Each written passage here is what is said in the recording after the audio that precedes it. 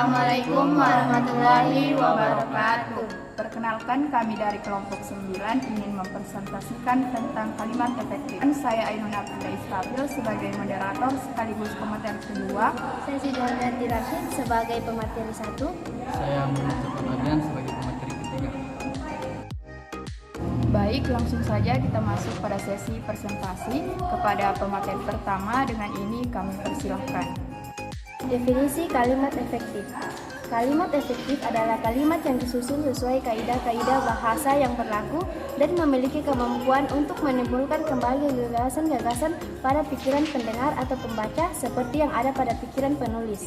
Jadi, kalimat efektif memiliki dua syarat utama, yaitu yang pertama, kalimat tersebut harus benar sesuai kaidah bahasa, dan yang kedua, harus tepat menggambarkan gagasan sang penulis agar sampai kepada para pembaca atau pendengar. Jenis kalimat efektif. 1. Kalimat singkat dan padat. Tidak menggunakan kata-kata yang berlebihan atau tidak perlu. Contoh, tidak efektif, dia datang ke sekolah untuk belajar dan menuntut ilmu. Efektif, dia datang ke sekolah untuk belajar. 2. Kalimat paralel. Menyusun bagian-bagian kalimat secara seimbang dan konsisten. Contoh, tidak efektif, mereka meneliti, berdiskusi, dan kemudian mereka melakukan eksperimen. Efektif, mereka meneliti, berdiskusi, dan bereksperimen.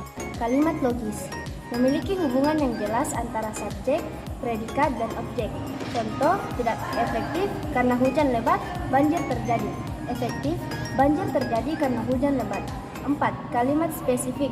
Menggunakan kata-kata yang konkret dan langsung pada inti. Contoh, tidak efektif, beberapa orang di sekolah itu tidak suka berolahraga. Efektif, sebagian siswa di sekolah itu tidak suka berolahraga. Kalimat hemat. Tidak menggunakan kata-kata yang mubazir atau berulang. Contoh, tidak efektif, dia sudah memilih kerja sejak dari jam 7 pagi. Efektif, dia mulai kerja sejak jam 7 pagi.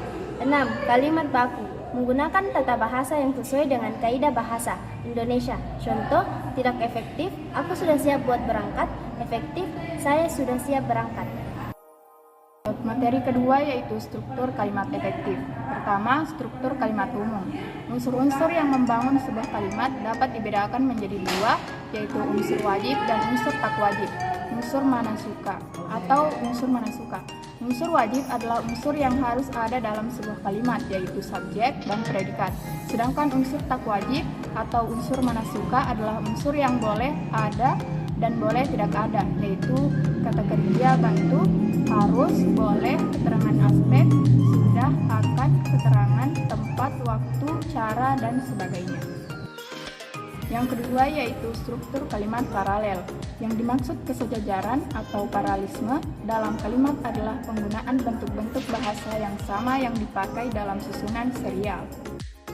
Menjadi tiga, yaitu A. Kesejajaran bentuk, tumbuhan yang digunakan untuk membentuk kata yang berperan dalam menentukan kesejajaran. Contoh, kegiatannya meliputi pembelian buku, membuat katalog, dan mengatur peminjaman buku.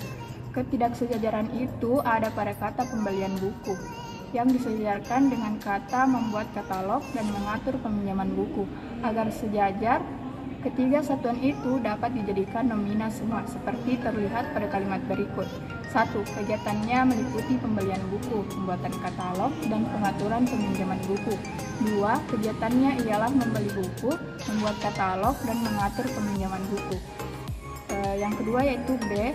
Kesejajaran makna. Lihatlah kalimat berikut. Contoh, dia berpukul-pukul. Kata berpukul-pukul bermakna saling pukul. Hal itu berarti pelakunya harus lebih dari satu, karena kata dia bermakna tunggal. Subjek kalimat itu perlu diubah misalnya menjadi mereka, atau kalimat itu perlu ditambahkan keterangan komutatif atau penyerta dengan temannya misalnya. C. Kesejajaran dalam perincian pilihan. Kadang-kadang soal ujian dibuat dalam bentuk pilihan ganda. Soal yang baik harus memuat perincian pilihan yang sejajar sehingga memberi peluang yang sama untuk dipilih. Berikut ini contoh perincian pilihan yang tidak sejajar. Contoh 1. Pemasangan telepon akan menyebabkan A. melancarkan tugas, B. menambah wibawa, C. meningkatkan pengeluaran. Pada contoh tersebut, jawaban yang diharapkan adalah A. Tetapi kalimat pemasangan telepon akan menyebabkan melancarkan tugas bukanlah kalimat yang baik. Pilihan B, meskipun memang bukan jawaban yang tepat, tidak mempunyai peluang untuk dipilih karena kalimat pemasangan telepon akan menyebabkan untuk menambah wibawa, bukanlah kalimat yang baik. Kalimat yang memuat pilihan C justru paling baik, tetapi pilihan itu bukan jawaban yang diharapkan. Dapat diubah menjadi 1. Pemasangan telepon akan meningkatkan A. kelancaran, B. wibawa, C. pengeluaran. Yang ketiga yaitu struktur kalimat periodik. Kalau pada kalimat umum, unsur-unsur yang dikemukakan cenderung unsur intinya, tetapi kalau pada kalimat periodik sebaliknya, yaitu unsur-unsur tambahan yang terlebih dahulu dikemukakan kemudian muncul bagian intinya. Hal ini dilakukan untuk menarik perhatian para pembaca atau pembicara terhadap pendengarnya. Contoh 1. Oleh mahasiswa kemarin, jenazah yang busuk itu dikuburkan. 2. Oleh awan panas yang tersembur dari kepundan dengan bantuan angin yang berkecepatan tinggi, hutan lindung di lereng bukit itu terbakar habis. Yang ketiga, kemarin rombongan mahasiswa PKL dari UNM disambut oleh mahasiswa jurusan BSD FBS UNM. Selanjutnya yaitu pemateri ketiga, dengan ini kami persilahkan. Kesatuan unity. Kesatuan kalimat bisa dibentuk jika ada keselarasan antara subjek predikat objek, dan predikat keterangan. Dalam penulisan tempat kalimat yang sulit tidak mempunyai S dan A. Ada pula kalimat yang secara gramatikal mempunyai subjek yang diantarkan oleh partikel. Hal seperti ini hendaknya dihindarkan oleh pemakaian kalimat agar kesatuan gagasan yang hendak disampaikan dapat ditangkap dengan baik oleh pembaca atau pendengar. Contoh, bangsa Indonesia menginginkan keamanan, kesejahteraan, dan kedamaian. Kebudayaan daerah adalah milik seluruh bangsa Indonesia. Kehematan adalah adanya hubungan jumlah yang digunakan dengan luasnya jangkauan makna yang diacu. Sebuah kalimat dikatakan hemat bukan karena jumlah katanya sedikit, sebaliknya dikatakan tidak hemat karena jumlah katanya terlalu banyak. Yang utama adalah beberapa banyaknya kata yang bermanfaat bagi pembaca atau pendengar. Dengan kata lain, tidak usah menggunakan balasan kata. Kalimat kalau maksud yang dituju bisa dicapai dengan beberapa kata saja. Oleh karena itu, kata-kata yang tidak perlu dihilangkan. Untuk penghematan kata-kata, hal-hal berikut perlu diperhatikan. 1. Mengulang subjek kalimat. 2. Hiponim dihindarkan. 3. Pemakaian kata depan dari dan daripada. 3. Penekanan empasis. 1. Pemindahan letak frase. 2. Mengulang kata-kata yang sama di samping diletakkan di awal.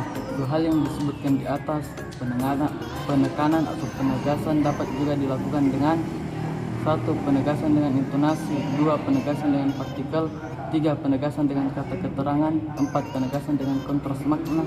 5. Penegasan dengan pemindahan unsur. 6. Penegasan dalam bentuk pasif. 4. Kevariasian variatif. Ciri kevariasian akan diperoleh jika kalimat yang satu dibandingkan dengan kalimat yang lain. Kemungkinan variasi kalimat tersebut sebagai berikut. 1. Variasi dalam pembukaan kalimat. Ada beberapa kemungkinan untuk memulai kalimat demi efektivitas, yaitu dengan variasi pada pembukaan kalimat. Dalam variasi pembukaan kalimat, sebuah kalimat dapat dimulai atau dibuka dengan 1. Frase keterangan, 2. Frase benda, 3. Frase kerja. Contoh kalimat dengan partikel penghubung. Bang Usil dari Kompas menganggap hal ini sebagai suatu isyarat sederhana untuk bertransmigrasi. 2. Variasi dalam pola kalimat. Untuk efektivitas kalimat dan menghindari suasana monoton yang dapat menimbulkan kebosanan, pola kalimat subjek, predikat, objek dapat diubah menjadi predikat, objek, subjek, atau yang lainnya. Contoh, dokter muda itu belum dikenal oleh masyarakat desa Bontolimpangan.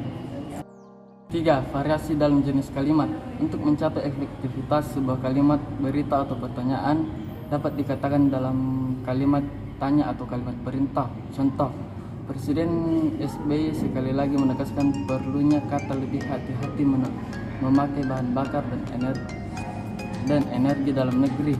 Apakah kita menangkap peringatan tersebut? Dalam kutipan tersebut terdapat satu kalimat yang dinyatakan dalam bentuk tanya. Penulisan tentu dapat mengatakannya dalam kalimat berita, akan tetapi untuk mencapai efektivitas ia memakai kalimat tanya. 4. Variasi bentuk aktif pasif. Contoh, pohon pisang itu cepat tumbuh.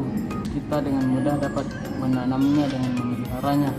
Lagi pula kita tidak perlu memupuknya, kita hanya menggali lubang, menanam dan tinggal menunggu buahnya, dibandingkan dengan kalimat berikut.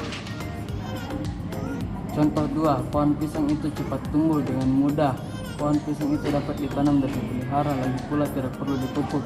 Kita hanya menggali lubang, menanam dan tinggal menunggu buahnya. Itulah presentasi dari kami. Sekian.